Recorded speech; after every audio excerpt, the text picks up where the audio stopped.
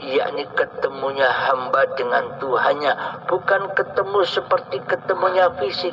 Maksudnya ketemu hambanya sadar bahwa hamba ini bukan apa-apa dan bukan siapa-siapa. Itulah yang dimaksud pertemuan, bahwa yang berkuasa, bahwa yang ada, bahwa yang wujud, bahwa yang hidup, bahwa yang berkuasa di dunia ini hanyalah Allah. Inilah yang dimaksud makna pertemuan itu. Inilah yang dimaksud syahadat, sholat, zakat. Apa zakat itu? Mempersembahkan kembali apa yang kita akui selama ini, yang kita cintai selama ini, dikembalikan lagi kepada pemiliknya. Inilah yang dimaksud zakat. Yang dimaksud puasa bagaimana? Hati kita selalu berpuasa dari rasa kepemilikan hidup dan badan ini. Berpuasa dari diri manusia kita yang berasa hidup dan yang berasa memiliki badan. Itulah makna puasa. Contoh, ketika kita berjalan, kita sudah tidak merasa bahwa diri kita lah yang mampu berjalan. Allah lah yang memperjalankan, Allah lah yang mengutus kaki ini untuk melangkah. Inilah contoh puasa. Sama halnya ketika sholat, hati sudah tidak merasa bahwa yang mensolatkan ini bukan diri manusianya, tapi kuasa Tuhannya lah yang mensolatkan, yang merukuk sujudkan badan ini. Tujuan sholat itu apa sih? Aqibis sholat dzikri, dirikan sholat, bukan mengerjakan sholat. Dirikan sholat maksudnya dirikan hatimu dari dirimu. Jangan mengaku-akui bahwa hidup dan badan ini milikmu. Itulah yang dimaksud mendirikan sholat. Yakni menetapkan di dalam hati bahwa hidup ini Allah yang memerankan badan-badan ini di atas dunia ini sebagai khalifatullah, sebagai kekasih Allah, sebagai waliullah yang berwalikan Allah sendiri, bukan berwalikan kepada hawa nafsunya manusianya. Haji, apa haji itu? Hati yang sudah tidak mensekutukan Allah lagi dengan diri manusianya. Jadi seluruh rukun Islam itu seperti itu di sisi Allah. Rukun Islam yang dibawa oleh Kanjeng Nabi Muhammad itu ya seperti ini. Bukan syariatnya Allah. Karena selama ini kitalah yang menjadi raja, kitalah yang mentuhani hidup dan badan ini, apapun syariat yang kita kerjakan. Karena itulah selama manusia belum mengenal Allah sebagai Tuhan yang mentuhani diri manusianya, maka selamanya manusia tidak akan rela dan ridho bila syariat-syariat yang dikerjakan itu adalah sesungguhnya syariatnya Allah, syariatnya hidup. Karena sudah sangat lamanya manusia menjadi penguasa di hati ini, karena sudah sangat amat lamanya manusia menjadi raja di hati ini yang merajai hidup dan badan ini.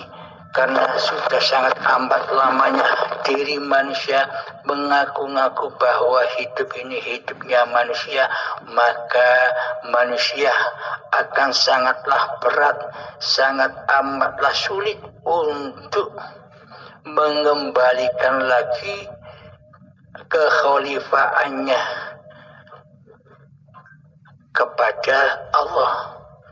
Karena di dunia ini hamba hanya diutus sebagai khalifah, sebagai wakil Allah, bukan malah menjadi Allah, bukan malah menjadi penguasa.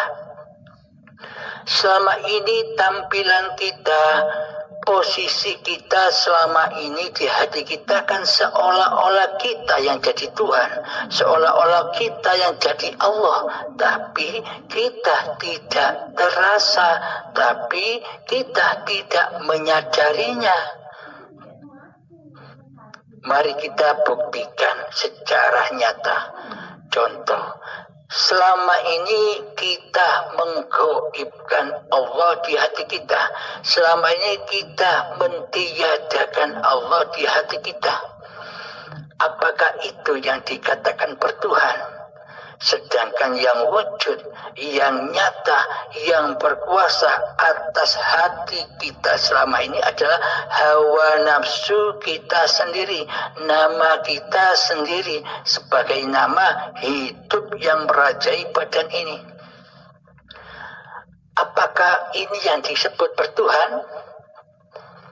Bila yang wujud di hati kita selama ini wujud diri manusia kita, berarti yang wujud inilah yang selama ini kita dewa-dewakan, kita mulia-muliakan, kita Tuhan-Tuhankan di hati kita selama ini.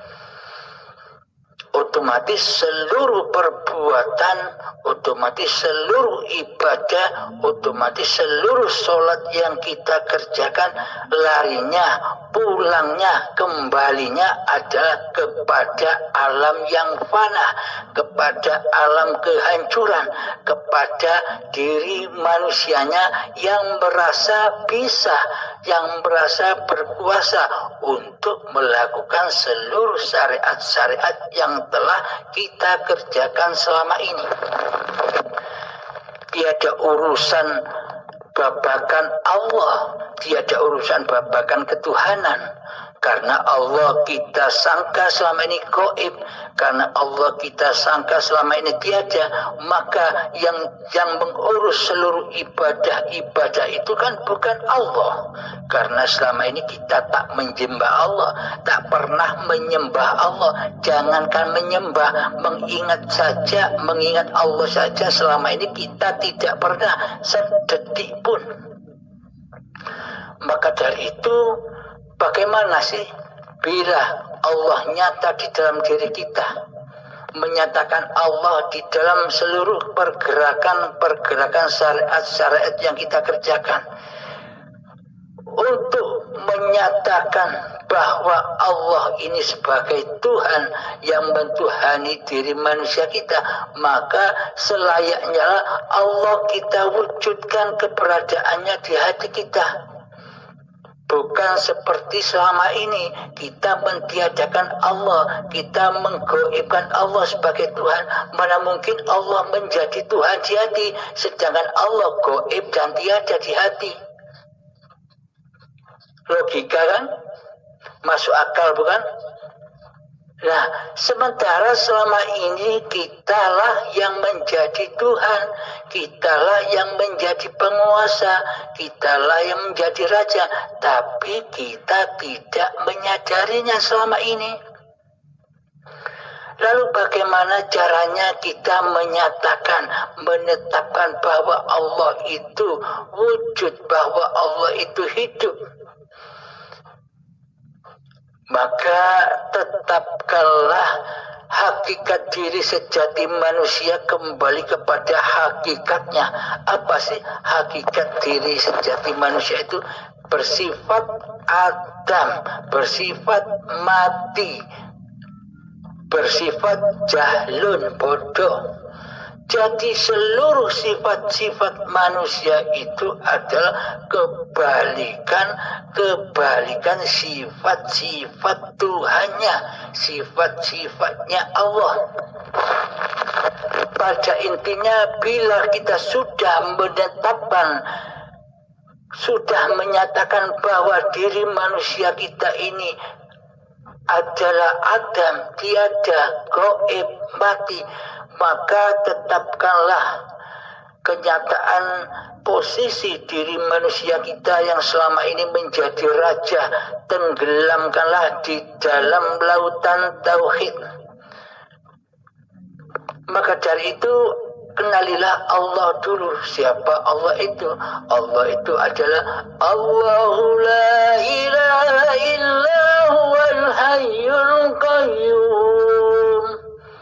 Allah tiada ilah, tiada Tuhan yang berhak disembah kecuali Dialah yang hidup kekal, lagi terus menerus menghidupi seluruh apapun yang diciptakannya.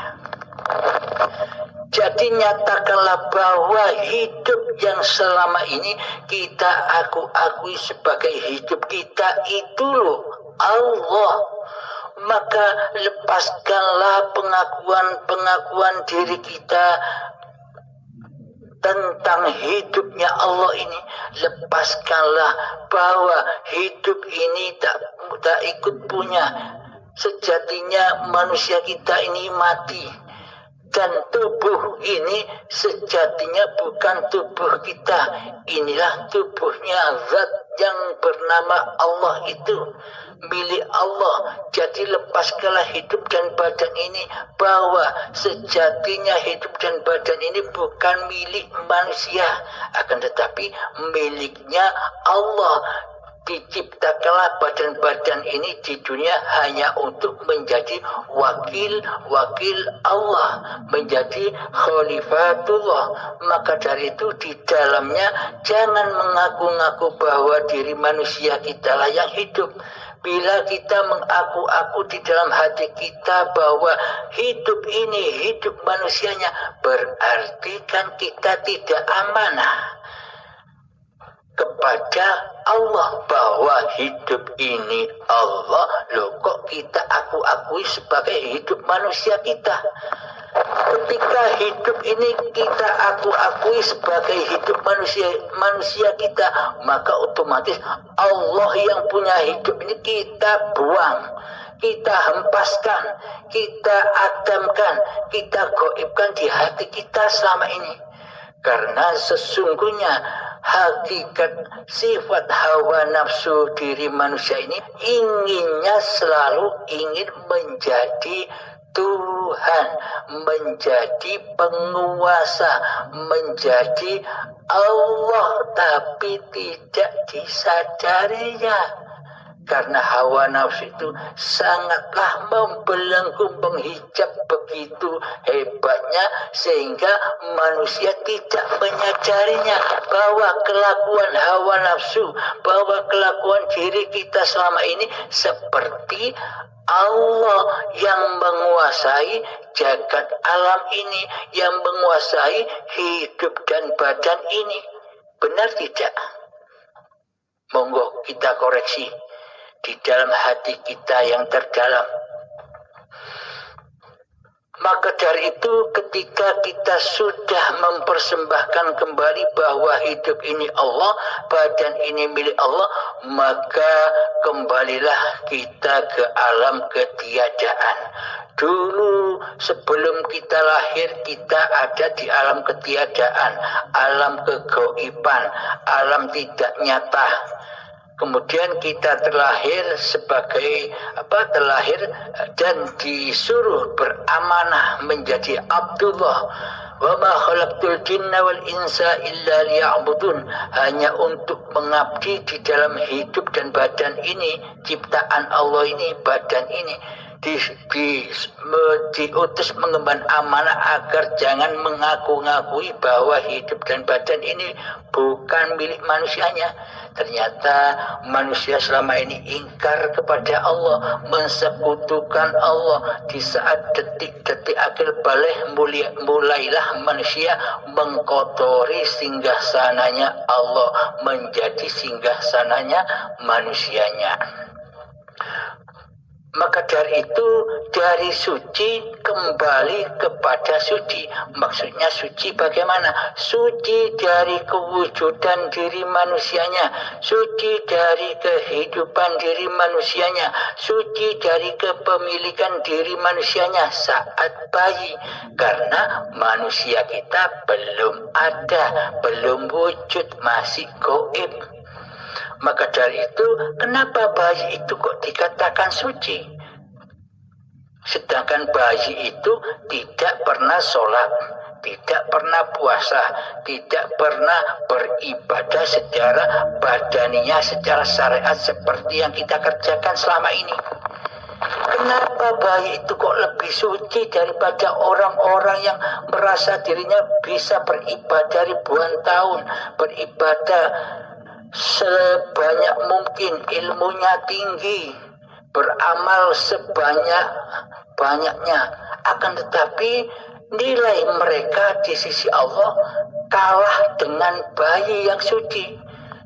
Bayi tidak pernah apa-apa, tidak pernah ambil wudhu, tidak pernah ngaji, bisanya owe. Akan tetapi disebut suci di sisi Allah. Karena apa? Maksudnya karena di dalam bayi manusianya kan tidak ada, gaib, fana, belum ada.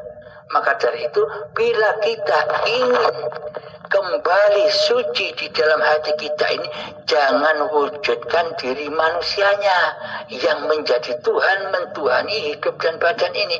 Wujudkanlah Allah yang maha suci, bahwa hidup ini Allah yang berkuasa, yang mengutus, yang memerintahkan, yang memperjalankan apa-apa pergerakan yang dilakukan oleh badan-badan ini. Pertanyaannya, bila kita sudah bisa menyatakan Allah di hati ini, apakah syariat-syariat yang seperti selama ini kita kerjakan apa masih berlaku? Nah, jawabannya begini. Jika kita masih merasa menyatakan bahwa Allah lah yang wujud di hati kita, bahwa hidup inilah Allah, jika masih merasa, berarti kan belum Allahnya yang wujud, belum Allahnya yang hidup. Akan tetapi rasa diri manusia kita hanya merasakan. Bila diri manusia kita sudah gaib, sudah fana, sudah hancur, mana mungkin diri manusia kita bisa merasakan, mewujudkan Allah dan menghidupkan hayatullah. Berarti yang jadi Tuhan masih diri kita. Bila kita masih merasakan. Bila hati kita, bila diri kita sudah tidak merasa wujud lagi, bila diri kita sudah tidak merasa hidup lagi, lah mana mungkin kita bisa bersyariat yang seperti selama ini kita kerjakan.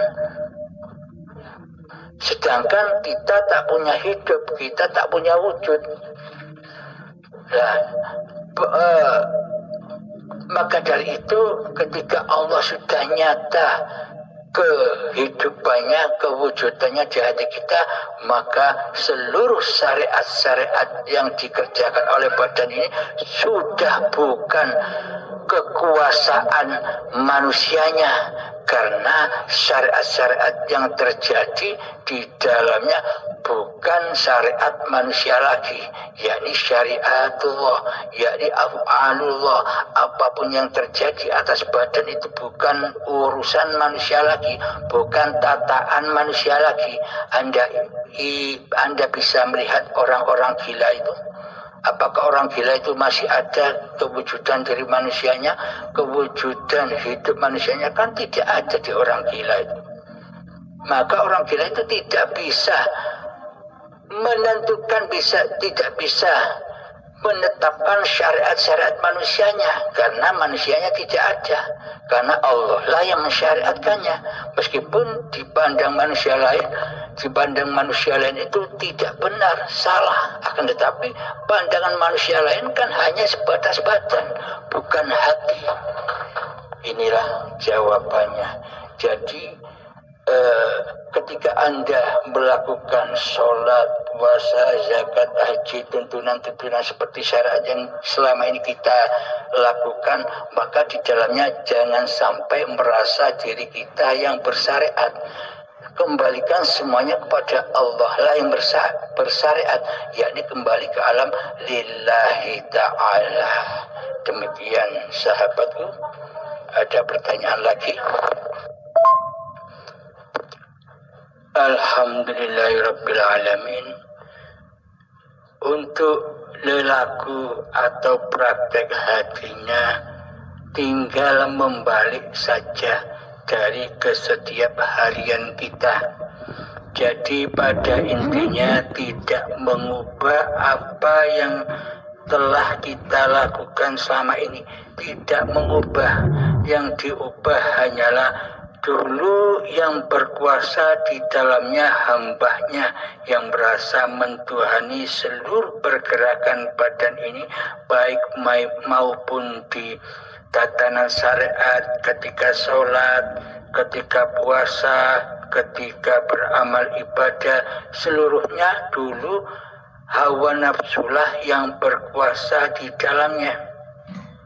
Nah, tinggal mengubah ketika kita saat ini sudah mengenal Allah, sudah menyatakan bahwa kewujudan dari manusia kita sudah fana, sudah adam, sudah goib, seperti halnya kita menggoibkan Allah dahulu, maka nyatakanlah Allah dan goibkanlah diri manusia kita. Jadi dulu kita beramal dengan amal yang haram, kini beramal dengan amal yang halal, yakni amal soleh, yang mana yang berafal di dalamnya adalah Allah sendiri. Semoga bisa dipahami dan dimengerti oleh kita semua.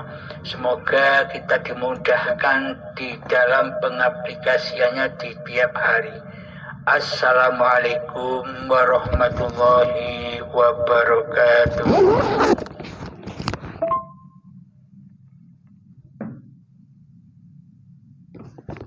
Alhamdulillahirrabbilalamin. Inilah yang dimaksud hijrah.